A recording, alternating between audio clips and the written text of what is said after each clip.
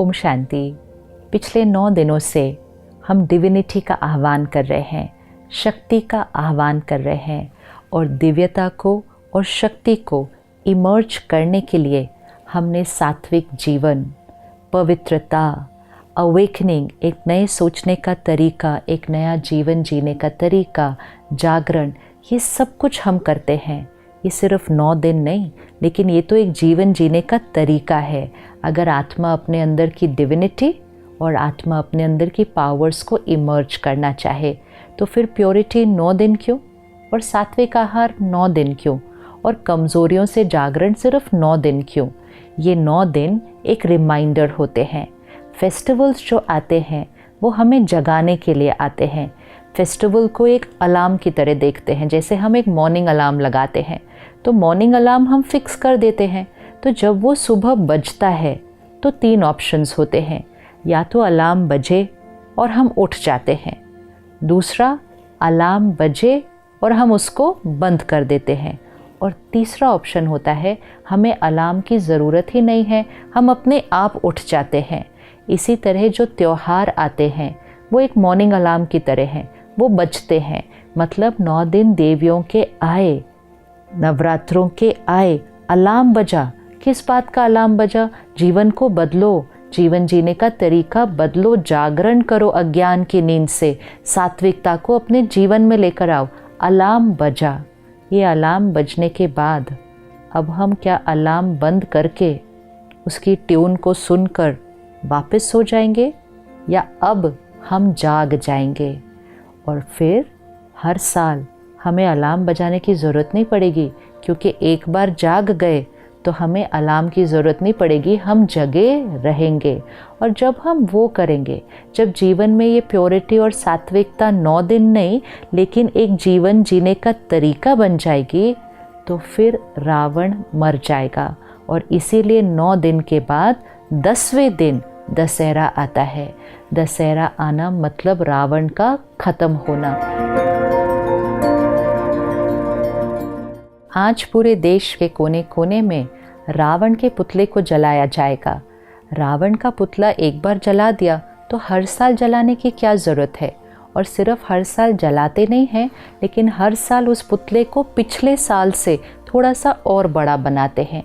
ये किसका प्रतीक है? हमारे अंदर की जो कमज़ोरियाँ हैं, नेगेटिविटीज़, वीकनेसेस, वाइसेस, विकार, ये ईयर बाय ईयर बढ़ते जा रहे हैं। और क्योंकि ये हमारे अंदर बढ़ते जा रहे हैं, ये सृष्टि पर, दुनिया में बढ़ते जा रहे हैं। और क्योंकि दुनिया में नेगेटिविटी बढ़ती जा रही है, तो हर साल वो रावण का पुतला पिछले साल से और बड़ा बनाया जाता है। तो इसको 10 हरा कहते हैं। रावण हत्या नहीं कहते, रावण वध नहीं कहते। 10 हरा मतलब 10 सर को काटना, उतना ही उसका मीनिंग है। तो वो आत्मा के जो 10 विकार हैं उसको काटना है। 10 vices in every soul। Percentage अलग अलग हो सकती है, लेकिन कुछ ना कुछ मात्रा में ये विकार हमारे अंदर हैं। तो काम, क्रोध, लोभ, मोह, अहंकार, ईर्ष्या, द्वेष, छल, हठ, आलस्य, 10 विकार, 10 vices। ये 10 विकार हमारे वो 10 सिर हैं, और इन 10 सिर को हमें ख़त्म करना है। और जब हम डिविनिटी को इन्वोक करेंगे, अपनी पावर्स को इन्वोक करेंगे, तो ये 10 सर ख़त्म हो जाएंगे। तो वो दशहरा का प्रतीक है। अब क्या दिखाते हैं कि श्री राम जी जब एक सर को मारते थे तो वो सर नीचे गिरता था, और फिर थोड़ी देर के बाद एक और सर वहाँ आकर फिर से जुड़ जाता था। तो ये हमें क्या सिखाता है कि एक एक विकार पर काम नहीं किया जा सकता। एक विकार पर वर्क करेंगे, वो सर गिरेगा तो थोड़ी देर के बाद एक और वहाँ आ जाएगा। सारे विकारों का रूट, जो मूल है, वो है बॉडी कॉन्शियसनेस। इसलिए रावण की नाभि पे मारा गया। बॉडी कॉन्शियसनेस जो रूट है, उस पर जब श्री राम जी ने मारा तो सारे सर गिर गए और रावण पूरी तरह से ख़त्म हो गया। तो हमें एक एक कमज़ोरी पर, आजकल हम कहते हैं डर ख़त्म करना है, जेलेसी ख़त्म करनी है, हर्ट ख़त्म करना है, गुस्सा ख़त्म, वो फिर इतने सारे लगते हैं कि देख के डर लग जाता है कि इतने सारे विकारों को हम ख़त्म कैसे करें। एक एक ही ख़त्म करना इतना मुश्किल है। तो इतने सब वाइसेस पे वर्क नहीं करना है, किसी भी चीज़ को ख़त्म नहीं करना है, बॉडी कॉन्शियसनेस को सोल कॉन्शियसनेस से रिप्लेस करना है। और उसी के लिए डेली स्पिरिचुअल स्टडी और मेडिटेशन, मैं आत्मा हूँ, प्योर आत्मा हूँ, परमात्मा की संतान हो, अपने अंदर शक्ति भरते हैं तो एक एक विकार ख़त्म हो जाते हैं। और वो सारे 10 स्तर की अवेयरनेस भी नहीं होती कि हमने एक एक को ख़त्म किया, अपने आप अनुभव होता है कि मेरी ये कमज़ोरी ख़त्म हो गई, मेरी ये कमज़ोरी ख़त्म हो गई, ये आदत इतनी पुरानी थी ख़त्म हो गई। कैसे हुई? सोल कॉन्शियसनेस की प्रैक्टिस से। तो एक बहुत सुंदर मैसेज, एक लर्निंग और उसको जीवन में इम्प्लीमेंट करना। तो कैसे दिखाते हैं कि सीता जी पंचवटी में रहती थी। अब पंचवटी मतलब 5 तत्वों का बना हुआ शरीर, पंचवटी। सीता उसके अंदर रहती थी, राम को याद करती थी, मतलब मैं आत्मा सीता हूँ, इस 5 तत्वों के शरीर में रहती हूँ और परमात्मा को याद करती हूँ। तो मैं सीता उस राम की सीता हूँ, परमात्मा की मैं आत्मा सीता हूँ। जीवन जीने का लक्ष्य बहुत क्लियर था, मतलब purpose of life very very clear. तो लक्ष्य मन में हमेशा था, मतलब लक्ष्मण सीता के साथ था और मर्यादाओं की जीवन हम जीते थे, तो वो लक्ष्मण रेखा चारों तरफ बनी हुई थी। तो सीता पंचवटी में रहती, लक्ष्मण साथ था, पर्पस ऑफ लाइफ, और मर्यादाओं की लकीर कि पर्पस ऑफ लाइफ जो होगा उस अनुसार हमारी मर्यादाओं की लकीर थी, मतलब लक्ष्मण रेखा बनी हुई थी। जब तक सीता मर्यादाओं की लकीर के अंदर थी, मतलब पर्पस ऑफ लाइफ को पकड़ के रखा था, what is the purpose of my life, उसको पकड़ा हुआ था और जीवन में प्रिंसिपल्स, वैल्यूज़ और मर्यादाएं थी, सीता हमेशा सुरक्षित थी, हमेशा सुरक्षित थी। लेकिन फिर रावण आया, और रावण कोई ऐसे 10 सिर के रूप में नहीं आया, वाइसेस ऐसे नहीं एंटर करते हैं। रावण एक बहुत सुनहरा रूप लेकर आया, इतना सुनहरा रूप लेकर आया कि वो विकार दिखाई नहीं, और वो जो अट्रैक्शन, वो जो सुनहरा रूप लेकर आया, तो सीता ने अपनी मर्यादाओं की लाइन क्रॉस कर दी। जब तक सीता मर्यादा की लाइन के अंदर थी, रावण कितनी भी देर बाहर खड़ा रहे, रावण सीता को नहीं पकड़ सकता। ये हमारे जीवन में हमें प्रतिज्ञा की तरह लेना चाहिए। मर्यादाज, द वेज ऑफ लिविंग, घर की मर्यादा, परिवार की मर्यादा, देश की मर्यादा, आत्मा की मर्यादा, ये मर्यादाज हमारी प्रोटेक्शन है। जब तक हम इस मर्यादा की प्रोटेक्शन के अंदर रहेंगे, रावण जीवन भर बाहर खड़ा रहेगा, लेकिन वो हमें पकड़ नहीं सकता। लेकिन जैसे ही सीता ने मर्यादा की लकीर को क्रॉस किया, तब रावण ने सीता को पकड़ा।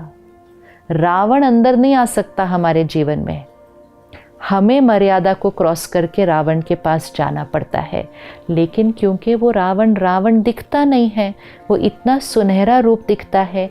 आज अपने जीवन की डिस्ट्रैक्शंस को देखें, जो हम सुन रहे हैं, पढ़ रहे हैं, देख रहे हैं, क्या खा रहे हैं, क्या पी रहे हैं, धन कमाने की इतनी होड़ में हैं, किसी को भी पीछे छोड़ने के लिए, किसी को गिराने के लिए तैयार हैं, क्योंकि वो जो बाहर है वो हमें बड़ा सुनहरा दिखता है, वो इतना अट्रैक्टिव है कि हम अपनी मर्यादाओं को छोड़ देते हैं। और जब हम वो करते हैं, तब रावण सीता को पकड़ लेता है, विच मीन्स आत्मा के अंदर विकार, वो 10 वाइसेस तब आते हैं जब हम अपने लक्ष्य को, पर्पस ऑफ लाइफ और जीवन की मर्यादाओं को छोड़ते हैं। फिर सीता राम को बुलाना शुरू करती है। जब हम अपने विकारों से दुखी और दर्द में होते हैं, तो हम भगवान को बुलाना शुरू करते हैं, तो हम परमात्मा को याद करना शुरू करते हैं कि हे परमात्मा, आकर मुझे इस दुखों से, इस कष्ट से, इन कमज़ोरियों से छुड़ाओ। तो राम आकर सीता को, मतलब परमात्मा आकर आत्मा को रावण के ऊपर जीत पाने के लिए ही ज्ञान देते हैं। तो निराकार परमात्मा कलयुग के इस अंधकार के समय पर, घोर कलयुग पे सृष्टि पर आकर हम सब आत्माएं, जो सारी सीता है, इसमें मेल और फीमेल नहीं, आत्मा सीता है और परमात्मा राम है। परमात्मा से कनेक्ट हुए बिना अब हम रावण की जेल से, रावण की कैद से छूट नहीं पाते हैं। तो परमात्मा आकर सीता को ज्ञान देकर, प्यार देकर, शक्ति देकर उस रावण की जेल से छुड़ाते हैं। तो हम सब ने मिलकर 9 दिन सात्विकता का जीवन बिताया। अब हम इसको आज यहाँ पर नहीं रोकेंगे, अब ये हमारे जीवन जीने का तरीका बन जाएगा। सात्विकता, जागरण। कौन सा जागरण? अपने विकारों से जागरण, और जीवन में पवित्रता, ज्ञान और योग की धारणा, परमात्मा के साथ कनेक्शन, पर्पस ऑफ लाइफ बहुत क्लियर, मन में लक्ष्य स्पष्ट है और मर्यादाओं की रेखा के अंदर है। संयम, जीवन में डिसिप्लिन, वो हमारी लाइन है जिसको हम क्रॉस नहीं करेंगे। परमात्मा के ज्ञान को स्टडी कर उस 8 पावर्स को अपने अंदर इमर्ज करके हम इन 10 सर को पूरी तरह से ख़त्म करेंगे, क्योंकि हम देह भान को ख़त्म कर रहे हैं। त्योहार इतने प्यारे आते हैं कि पहले नवरात्रि आती है, उसके बाद दशहरा आता है, और जब रावण मर जाता है तो जीवन में दिवाली आ जाती है। जीवन में सात्विकता, विकारों को ख़त्म किया तो जीवन सत्युगी बन जाएगा। और सिर्फ हमारे जीवन में दिवाली नहीं आएगी, सृष्टि पर ही दिवाली आएगी। तो divinity, power and finishing of vices is the only way to create Satyug on this planet. वो दिवाली, वो सत्युग हम सबको मिलकर लानी है। दशहरे की बहुत बहुत शुभकामनाएं। ओम शांति।